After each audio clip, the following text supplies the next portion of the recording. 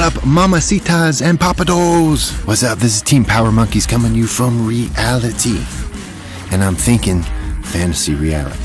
I'm thinking all things fantasy reality. The big day is coming up, the one we've all been waiting for.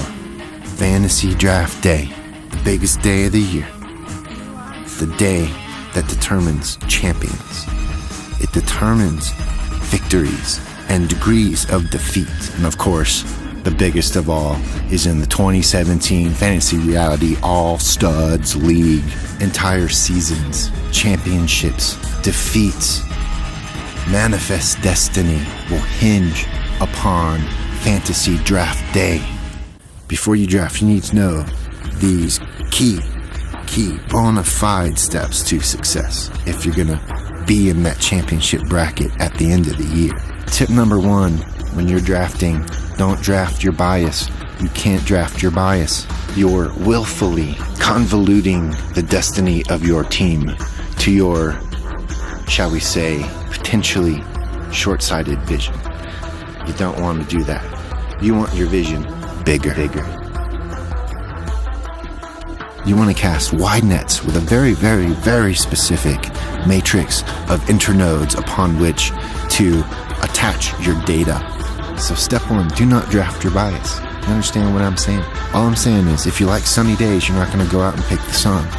This is because it ain't always sunny, brother. It ain't always sunny.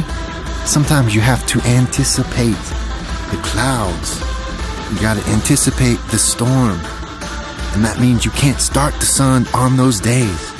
Because if you start the sun on the cloudy day, sun ain't going to show up. You're going to lose your game. So I'm saying, don't draft your bias. Don't draft the sun just because you like it. Number two is, don't draft what you dislike. You're going to be with it all season long, unless it bottoms out. So you don't draft what you like, but don't draft what you dislike. It's very zen, you know what I'm talking about? You gotta be middle. You gotta be middle, straight edge. That's the knife that cuts all your opponents. Step three is you gotta be zen. You gotta be that knife's edge that cuts your opponent. This means what? So, you got an opponent. He's starting Walmart at a key wide receiver position. What you gonna do? What you gonna do? That's a big start right there. You might make some moves. You know that baggage that's been sitting on your roster? You know what I'm talking about. That baggage might be Obama. Obama's retired, yo.